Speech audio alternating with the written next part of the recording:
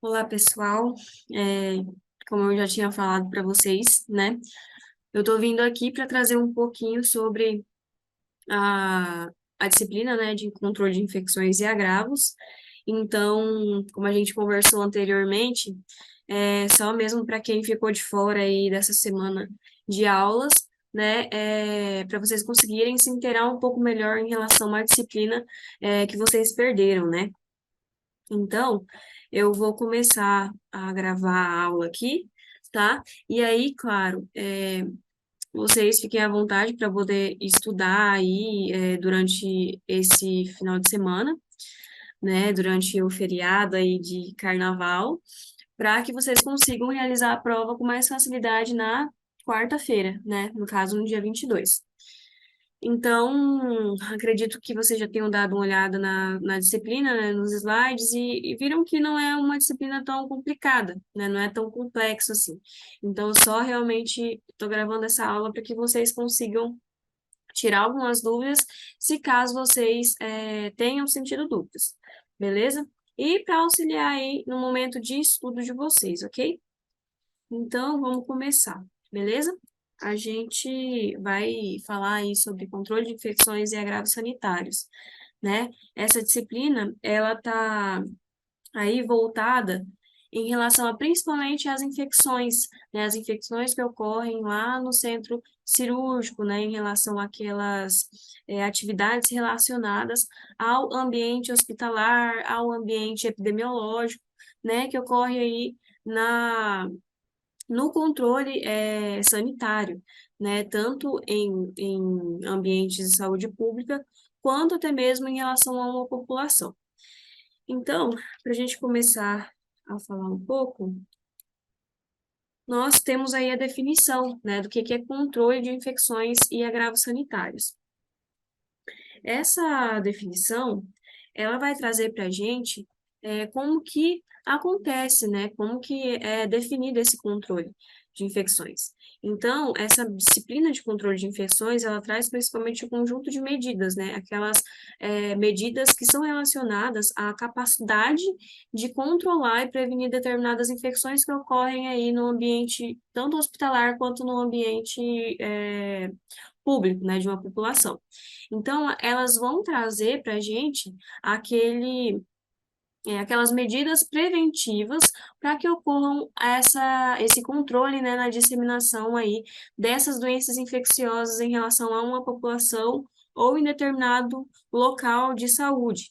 Então, esse controle de infecções e agravos sanitários, ele é principalmente para proteger, né, a saúde pública, para trazer a segurança na saúde pública de uma população no geral e de pessoas que estão voltadas a cuidar dessa população também, né? Nós, como pessoas da área da saúde, a gente também tem que ter um controle em relação a essas infecções, né? Porque a gente está todo o tempo voltado ali a trabalhar em um local que pode estar cheio de infecções, né? Que a gente pode estar acabando contraindo aí essas infecções. Mas dentro disso, o controle de infecções e agravos traz esse conjunto de medidas, né, e práticas para poder controlar essa disseminação de doenças e agravos infecciosos, beleza? Aqui a gente vai trazer alguns conceitos, né, voltados à saúde pública. Claro, vocês vão observar aí que esses conceitos eles podem se repetir bastante, né? A gente vai falar muito sobre higienização, higiene das mãos, e a gente vai falar de novo, e é um assunto que a gente vai sempre estar voltando, né? Higienização, principalmente, porque é um dos fatores que vão auxiliar nesse controle de infecções de agravos sanitários, beleza? Então, para a gente dar continuidade aqui, a gente vai falar sobre os três principais pontos que auxiliam esse controle de infecções e agravos sanitários aí. Então, o primeiro ponto está ali, né, que é a saúde pública, que está voltado a cuidar principalmente da saúde pública, essas infecções, né, em relação a como que a população está se portando de frente a diversas infecções que podem levar a um declínio aí numa boa saúde pública, né? Temos também o ponto 2, que é para trazer principalmente a qualidade de vida, né, dessa população aí. Então, esse ponto 2 é principalmente voltado à qualidade dessas pessoas, dessa população, desse ambiente de saúde, né, e como que está sendo portado essas pessoas em relação a infecções que ocorrem, né, nesses ambientes. E o ponto 3, que é principalmente a segurança dos pacientes, né, e dos trabalhadores que estão dentro dessa área de saúde. Então, a gente pode observar aqui que são os três principais pontos e os três principais pilares que vão trazer um controle nessa infecção, né? Tanto na saúde pública, quanto que é voltada à população, né? Quanto à qualidade de vida dessa população e de pessoas que podem ser pacientes, né? E podem ser também trabalhadores que estão ligados diretamente aí em locais que podem acabar sendo mais afetados, né, por infecções sanitárias. Então, o principal objetivo da disciplina é a sensibilização, né, e a importância do controle dessas infecções, o que o controle dessas infecções pode fornecer para a saúde pública, né, e as habilidades que a gente tem que ter em ambiente sanitário, né, em ambiente hospitalar, para que a gente consiga implementar as medidas eficazes aí no controle dessas infecções de agravos, no controle dessas infecções e desses agravos sanitários. Então, para a gente dar um pouquinho mais a gente conseguir aprofundar um pouco mais, né, sobre esses conceitos, a gente vai falar um pouco melhor sobre os principais conceitos voltados ali ao controle de infecções e agravos sanitários, né? Aqui vocês conseguiram observar que a gente fala bastante de agravo, né? Agravo e doença, principalmente. Então, o agravo, ele vai ser um fator que vai estar causando ali no corpo daquela pessoa, vai estar trazendo uma... A pessoa vai estar ficando debilitada, né? E a doença, nesse caso, é uma condição que afeta o estado normal do corpo. Já o agravo, ele não necessariamente vai ser uma doença. Ele pode ser qualquer outro tipo de efeito, né? Que vai trazer o corpo daquela pessoa uma debilitação, né? Então, pode ser ali até mesmo violência contra a mulher, né? Pode ser aí um acidente. Esse acidente, né, que a pessoa se envolveu vai acabar trazendo um malefício para aquele corpo, né? A pessoa pode ter se envolvido em um acidente, pode ter tido uma fratura, né? E isso é um tipo de agravo. Já a doença, a gente consegue compreender que é uma condição ali que pode estar voltada dentro do estado normal do corpo, né? A gente tem doenças aí que podem ser dos fatores tanto genéticos, né? Quanto fatores relacionados a agentes etiológicos, que são aqueles agentes que vão causar naquele determinado corpo um, uma vai afetar a saúde daquele corpo, né? Então, aqui a gente vai conhecer um pouco melhor desses conceitos básicos, né? Por exemplo, o agente etiológico, que é um dos responsáveis por causar doenças, né? O agente etiológico, ele é um causador, né, de determinado fator que vai ser relacionado à doença. Então, o agente etiológico, ele pode ser determinado como bactérias, vírus, protozoários, entre outros diversos fatores que serão causadores de doença, né? É muito importante vocês sempre lembrarem disso. Então, agente etiológico são agentes causadores de doença. Em relação ao agente etiológico, tem uma coisa muito interessante que vocês têm que saber também, né? Que é o vetor. Então, o agente etiológico, muitas das vezes, eles trabalham diretamente com os vetores, né? Os vetores, eles são indivíduos que são responsáveis por muitas das vezes transportarem um agente etiológico a um hospedeiro. Então, a gente conhece aí a doença de Chagas, né?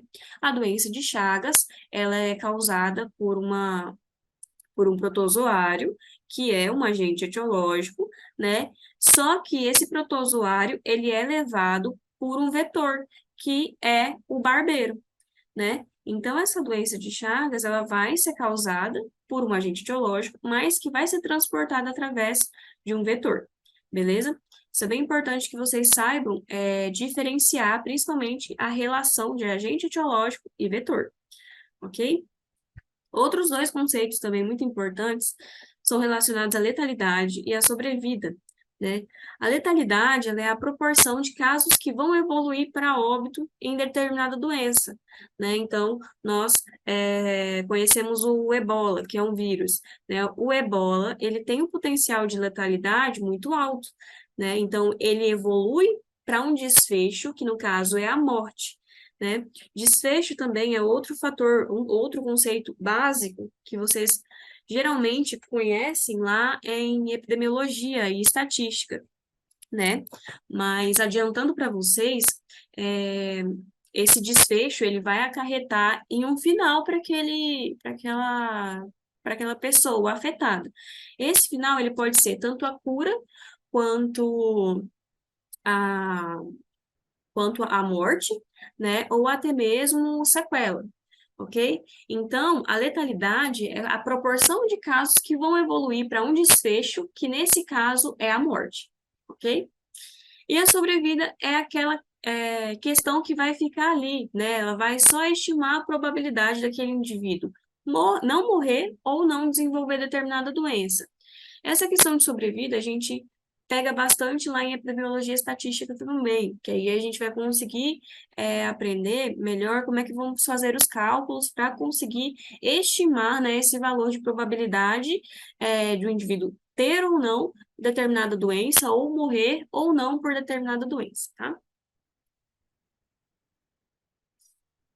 Então, aqui, ainda continuando nos conceitos básicos de saúde pública e epidemiologia, né? A saúde pública e a epidemiologia são dois ramos que trabalham juntas, né? Então, a saúde pública, ela vai trazer ali a identificação e a resolução das questões de saúde coletiva, né?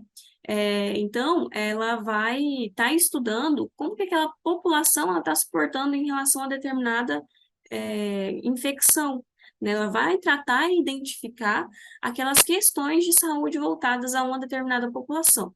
Já a epidemiologia, ela vai trazer a questão da distribuição de determinada infecção dentro da população, né? Então, a epidemiologia, ela é um ramo da saúde pública, né? Ela não vai estar separada da saúde pública. Ela só é um conceito um pouco diferente, né? Que vai estudar a distribuição, ela vai estudar mais precisamente distribuição. Já a saúde pública vai estudar principalmente a ajudar a identificar, né, e resolver essas questões de saúde coletiva. Então, aqui a gente só reformula mesmo, né? Só reafirma que a epidemiologia ela faz parte da saúde pública, né? Que a saúde pública é uma área assim que vai concentrar a saúde da população. Então, ela vai ajudar a auxiliar, né?